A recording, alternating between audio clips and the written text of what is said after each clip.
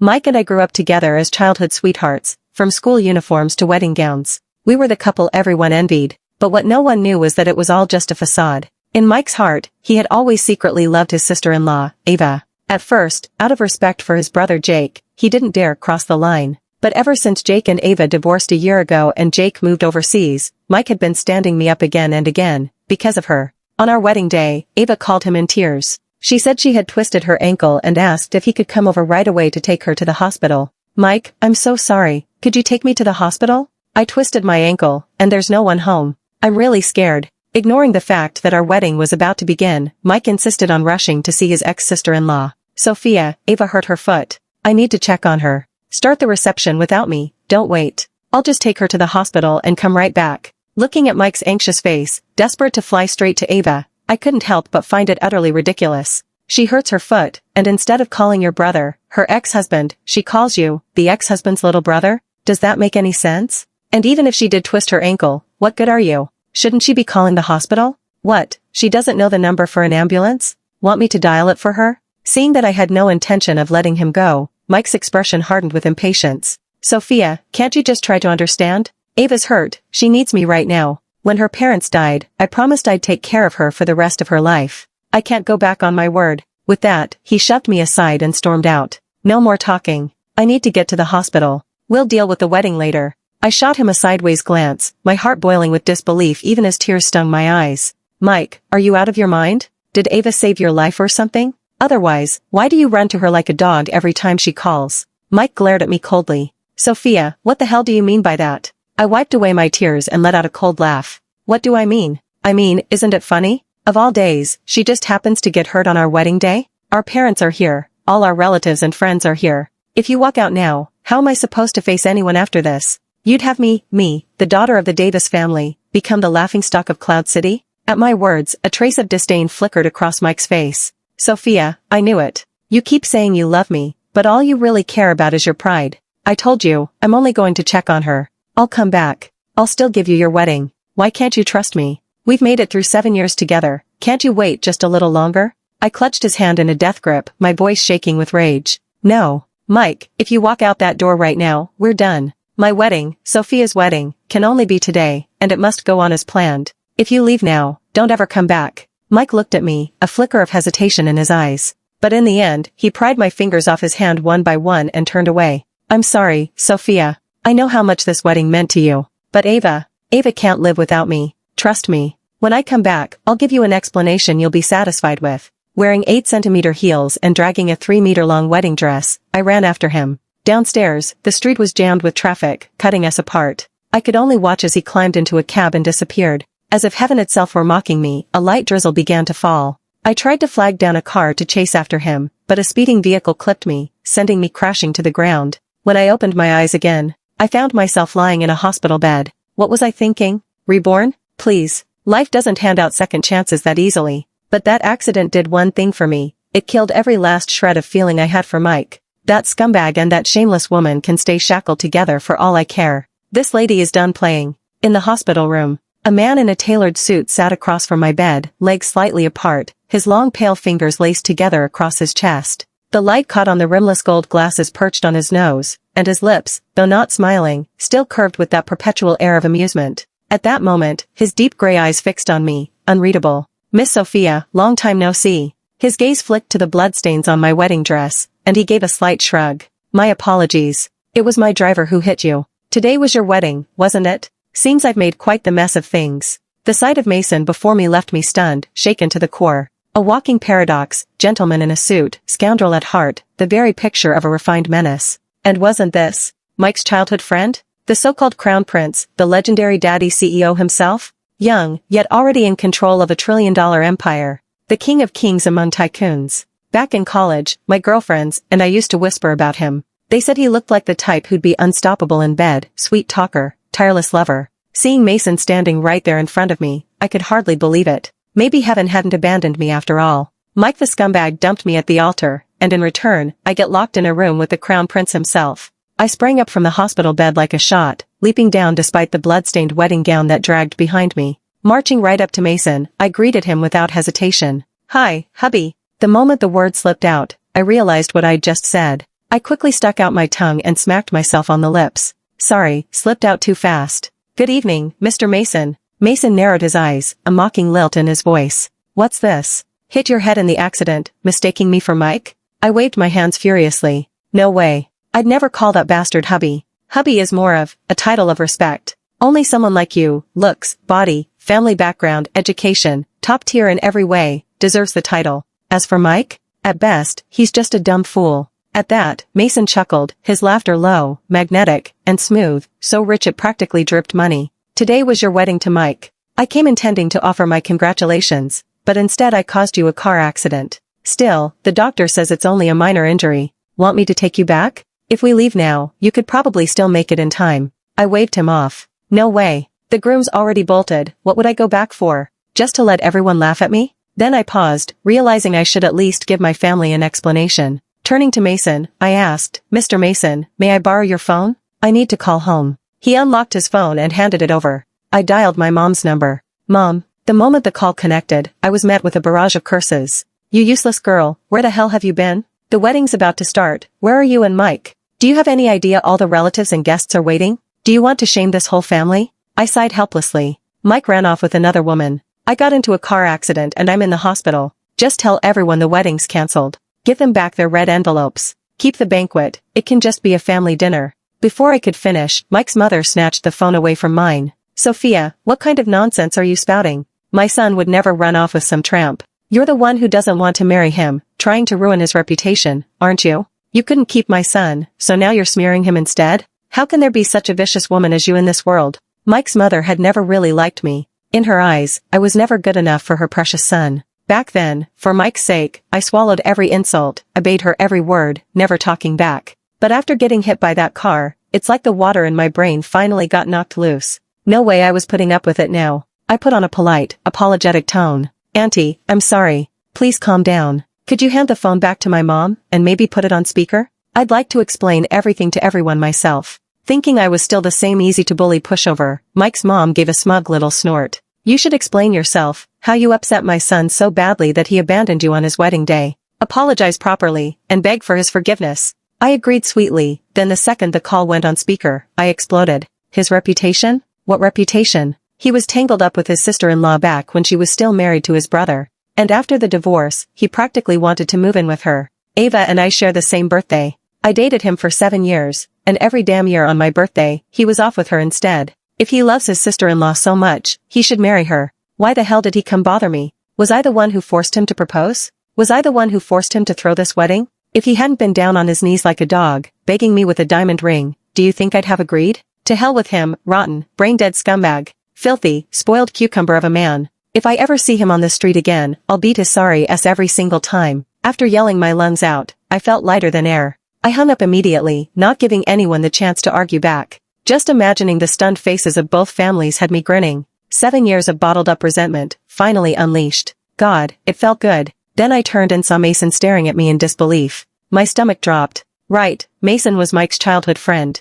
And here I was, tearing his brother in arms to shreds right in front of him. Not a great look. I quickly tucked away my claws and forced a polite smile. Sorry, Mr. Mason, you had to see me like that. I'm usually very gentle, very well-mannered. Even when I curse someone out, I never use a dirty word. Mason dipped his chin, clearly trying not to laugh. I can tell. God, that only made me more embarrassed. Fine, just laugh it off. Me, ha ha ha. Mason, ha ha ha. And with that, I bolted for the door. Mason suddenly pulled me back. I blinked at him in confusion. He lowered his head, signaling me to look down at my feet. Barefoot? Where exactly are you planning to go? Careful, you'll just hurt yourself again. Oh, right.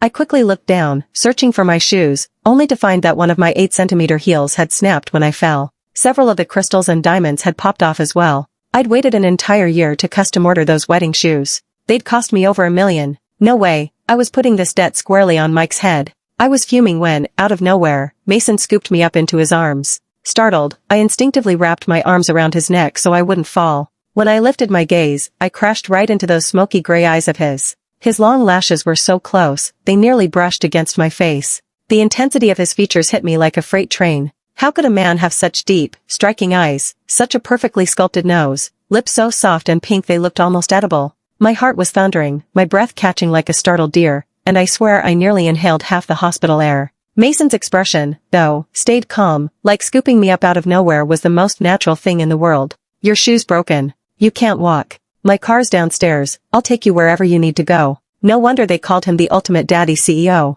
He was gentler than my own father ever was. Nestled against his chest, I clung to him like a little bird. Wouldn't this trouble you too much? Mason, not at all. My car hit you. I should take responsibility. What? He said he'd take responsibility. Could he, maybe take responsibility for the rest of my life? Mason really was too good. Not only did he bring me to the hospital for a checkup, he carried me in and out himself. In the elevator, cradled in his strong arms, my head resting against his ocean-wide shoulders, I couldn't resist squeezing his solid forearm and biceps. Mr. Mason, you must really take fitness seriously, huh? Mason didn't even flinch at my little stunt. I watch my diet and exercise regularly. I piled on the compliments. No wonder you're husband material. Even your self-discipline is on a level ordinary men could never reach. Then I feigned casual curiosity. So, do you, happen to have an 8-pack? I'm just curious, that's all. It's just, you know, whenever you're in public, you're always so covered up. Maybe my question was a little too bold, because Mason glanced down at me. Miss Sophia, you seem awfully interested in other people's abs. I plastered on a fake laugh to cover my embarrassment. Ha ha ha, you know, I dated Mike for 7 years. He never cared about fitness, so I've literally never seen those things in real life. I put on my most sincere, pitiful expression, like some poor soul who'd gone her whole life without ever laying eyes on a set of abs. Mason's gaze softened. When I shower, I don't wear clothes. If it's convenient for you, you could come take a look. I burst out laughing. Ha ha ha, Mr. Mason, you're hilarious. Mason's lips curved faintly. You were the one who started joking with me, Miss Sophia. The elevator soon chimed at the first floor. Still holding me in his arms, Mason strode out. I was just about to suggest he put me down. Being carried around like this in public didn't look great, when a shrill, syrupy voice pierced the air. Sophia, what are you doing here? Weren't you supposed to be waiting at the wedding for Brother Mike? And who's this strange man? Why are you two in each other's arms? Well, you shameless tramp, you dare cheat on Brother Mike on his wedding day? And the person in front of me? Honestly, what a joke. Her name was Emma, the daughter of Ava's stepmother, Ava's half-sister. No real relation to Mike at all, yet she insisted on calling him Brother Mike every chance she got. Basically, she was Ava's #1 lapdog. Always scheming, always plotting, always helping Ava lure Mike away from me. Now of all places, of all times, I had to run into her. Just my damn luck. I jumped down from Mason's arms, crossed my arms, and sneered. Your sister dragged the groom away, and you expect me to sit there like an idiot waiting at the altar? Emma shot back. Sophia, why are you being so petty? My sister didn't mean anything by it. She hurt her foot and just needed Brother Mike to take her to the hospital. As soon as her checkup was done, she called me right away and told me to come take care of her. She didn't want to delay Brother Mike's wedding. But you? Instead of waiting obediently at the ceremony, here you are, clinging to some other man. Do you even care about Brother Mike's feelings? Do you even love him? I was stunned into silence. Then I couldn't help myself. I actually clapped for her. Wow. How can someone twist black into white so perfectly? Do you honestly think this makes you sound kind and noble? Should I drop to my knees and kowtow to you two sisters? Thank you ever so much for returning that cheating bastard Mike to me? Emma puffed up with pride at that. No need to kneel, she sniffed, but you do owe my sister an apology. Brother Mike's mom already told me, you smeared him at the wedding, saying he was having an affair with my sister. That's impossible. Brother Mike would never do that. He's always treated my sister like family, like a real sister-in-law. And with that, she actually had the nerve to reach for my hand. Sophia, stop making a scene, Emma pressed on. My sister already said, even though she and my brother-in-law are divorced, she would never be with Brother Mike. You don't need to worry about her stealing him from you. She said it so sincerely, I couldn't tell if she was being a professional green tea act, or just pretending to be one. If your sister and Mike aren't a thing, then I, Sophia, will wash my hair standing on my head. We were still in the middle of shouting when a voice suddenly rang out behind me. Sophia, Mike's voice. Didn't I tell you to wait for me at the wedding? I was just taking care of Ava's injury before coming back. How did you even find this place? Did you have me followed? When did you get so unreasonable? When someone drives you past speechless, all you can do is laugh. Me? I followed you? I'm the unreasonable one? Mike's eyes darkened, his tone cutting. Isn't that exactly what's happening? You've always been jealous of Ava, always suspicious of her and me. But she's only ever been my sister-in-law, my family. My girlfriend is you. The one I'm marrying is you. Why can't you understand that? I was honestly beyond words. Mike, the one who doesn't get it here is you. First of all, I didn't follow you. I was in a car accident and brought to this hospital. How would I know you and Ava were here? Second, did I or did I not make it clear, if you walked away, that was the end of us? Where do you get the nerve to expect me to sit around at the wedding waiting for you? Maybe I'd spoiled him for too long. Mike must have thought that no matter what he did, as long as he lowered his head and sweet-talked me a little, I'd forgive him. Seeing that I was truly angry, his tone softened. He reached for me, leaning in with that low, coaxing voice. Baby, don't be mad. It's my fault. I shouldn't have left you alone at the wedding. Let's go back now. We'll carry on with the ceremony. Don't let the guests laugh at us. Was he really that clueless, or just pretending? After the call I'd had with his mother at the wedding, the relatives had already laughed themselves sick. And then, hearing him still dare to call me baby, I snapped. I raised my hand and slapped him hard across the face. Who are you calling baby? I don't have a husband like you. Mike, get this through your head. From today on, Sophia, am done with you. Once and for all. From now on, Mike, stay out of my sight. Otherwise, every time I see you, I'll slap you again. Caught completely off guard, Mike reeled from the blow. The force spun him halfway around before he even realized what had happened. When he finally did, rage flashed across his face. He raised his hand to strike me back. Sophia, you dare hit me? But just as his palm lifted, he caught sight of Mason standing nearby. His hand froze midair, then dropped quickly as if burned. Mason? Mason answered calmly, his gray eyes flicking to me before resting coolly on Mike. I was on my way to your wedding when my driver accidentally hit Miss Sophia. I brought her here to the hospital. Fortunately, it's only superficial injuries. Otherwise, I really wouldn't know how to explain it to you. Mike's whole tone shifted in an instant. Oh, so that's what happened. Looks like I misunderstood her. He turned to me, forcing a placating smile. Sophia, stop making a scene. Mason's watching. You've already slapped me. Don't you think that's enough? If you don't believe me, ask Ava. There's nothing between us. All eyes turned to Ava. She lifted her gaze to Mike, brimming with tender affection. Then she gave him a faint, fragile smile that made her look like a tragic heroine who'd suffered too much.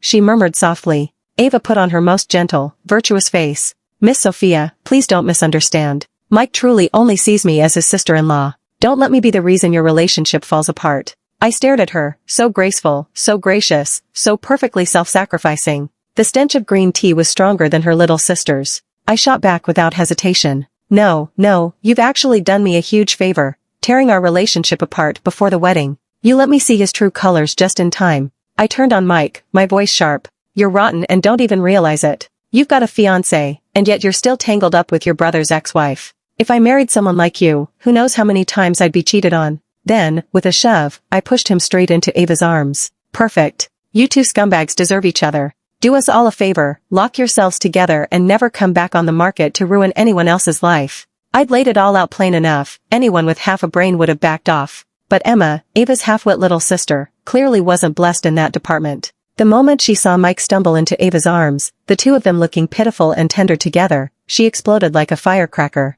Mike, don't let this woman fool you. She's already betrayed you, she's with another man. I just saw him carrying her out of the elevator. She was leaning all over him, even touching his abs. Would you let a stranger touch your abs like that? Huh? Her words dropped like a bomb. Everyone froze. Mason stayed perfectly calm, expressionless, like nothing in the world could rattle him. Mike's face, on the other hand, was caught between suspicion and confusion, his eyes darting from me to Mason. Ava frantically grabbed at Emma, trying to shut her up. Emma, stop it. Don't talk nonsense. That's Mason, your Mike brother's best friend. How could a man like him possibly get mixed up with someone like Sophia? Then she turned, forcing a sweet, desperate smile. Right, Mason? I thought Mason would smooth things over, but instead he said calmly. Back in school, Mike brought her to a few parties. We've met a couple of times, we're not complete strangers. Excuse me? What is this man doing? They asked if I touched his abs, and he answered by saying we weren't strangers. Which, if you round up, basically means, we are familiar. In other words, he just indirectly admitted I really did touch his abs.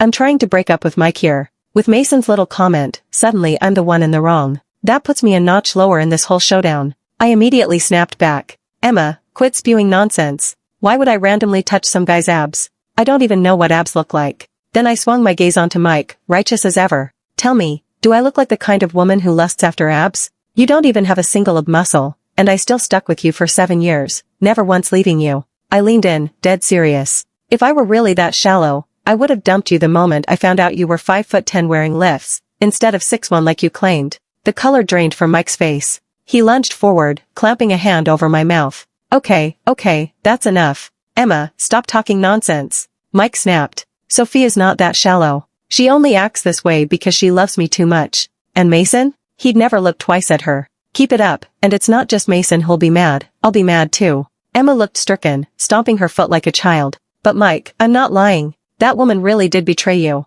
Mike, who valued his pride above all else, cut her off immediately. He could mess around all he wanted, but the thought of me doing the same? Unthinkable. Impossible. I don't believe it. Sophia loves me too much to ever sneak around behind my back. If you dare slander my fiancé again, I'll be furious. Ava quickly jumped in, smoothing things over. Mike, don't be angry. My sister didn't mean it. I stared at the three of them, talking in circles, performing their little play, until I couldn't take it anymore. Rolling my eyes, I muttered one word under my breath. Psychos. Then I turned on my heel and walked away. I only realized once I stepped outside, I wasn't wearing shoes. A sharp pebble dug into my soul, and there I was, wobbling like a flamingo, scratching at my foot in front of everyone. Maybe it was the car accident, maybe the fight with Mike, but I felt lightheaded. After a few seconds, my vision went dark. The next thing I knew, a steady hand caught me. Miss Sophia, didn't I tell you not to walk around barefoot? Mason's voice was low, calm. Did you step on a stone? Did it cut you? Before I could answer, he crouched down, his warm, calloused hand gently wrapping around my ankle as he inspected the sole of my foot. My heart jumped into my throat. If that idiot Mike saw this, he'd have a fit. I yanked at Mason's arm, panicking. What are you doing? Get up. What if someone sees and gets the wrong idea? Mason said evenly, Miss Sophia, I'm only concerned about your injuries. Don't forget, you're still a patient. I lifted my arm, showing off a small scrape on my hand. These scratches, you mean? Thank you so much for rushing me to the hospital and even arranging a private room. If you'd come any later, the wounds might have already healed. I gave him a mock bow. But seriously, I should thank you. Mason blinked. Thank me? For what? For knocking me clear-headed with your car, I shot back. When you hit me, I was literally about to grab a cab to chase after Mike. If I hadn't blacked out and landed here, I'd probably still be out there groveling like a lovesick fool. I straightened my spine, smiling wide. So really, Mr. Mason, you basically saved my life. I owe you big time. Next chance I get, dinner's on me. With that, I gave him a half-joking martial arts salute, grabbed my skirt, and turned to leave. But the next second, rip. My tattered wedding dress jerked tight. I looked back. And there was Mason, arms crossed, standing relaxed, his perfectly polished Italian leather boot pinning my ruined gown firmly to the floor. I huffed, Mr. Mason, now that's just too much. I know this wedding dress looks like it's been through a paper shredder, but for your information, it's custom, hand-stitched by an overseas designer. Cost me a few million, you know. If you keep stomping on it, I will get mad. Mason immediately lifted his foot. My apologies, he said evenly. But Miss Sophia, you were the one who said you'd treat me to dinner. I actually skipped a meal, planning to eat my fill at your wedding banquet. Now that the wedding's off, I'm still on an empty stomach. Surely you wouldn't let your life-saving benefactor go home hungry, would you? I studied his stormy gray eyes, half expecting him to crack a smile. But he didn't look like he was joking at all. Finally, I laughed. So that's what this is about, you just want a free meal out of me. Here I was thinking you were into me and trying to date me. Of course, I said I'd treat Mason to dinner, but in the end, he paid. Looking like this, I couldn't exactly get into any fancy restaurants, so we ended up at a random street barbecue stand. The 3-meter train on my dress was driving me insane. I'd been holding it up all day. Worried that Mason might step on it again, whether on purpose or not, I just tore off all the outer tulle and kept only the slip underneath. And since I didn't even have shoes, Mason kindly lent me a pair of men's size 42 flip-flops from his car. So there I was, in a ripped, blood-stained half-wedding dress, oversized slippers, sitting at a street stall with Mason, eating skewers, and chugging cheap beer. Honestly, a sight for sore eyes. By the third round of drinks, my mouth wouldn't shut. I smacked Mason's arm hard and slurred. Bro, let me tell you, sis used to eat real bad. 7 years. I wasted 7 years on a man like Mike. Do you have any idea what those 7 years were like? He's not even 180 centimeters tall, doesn't have abs, never celebrated my birthday, and still managed to cheat on me. And on our wedding day? One phone call from that green tea ex-sister-in-law and poof, he ran straight to her. Left me to be humiliated in front of all our family and friends. What the hell gives him the right? Huh? What gives? Trash men should be banned from dating. Cheating scumbags don't deserve to live.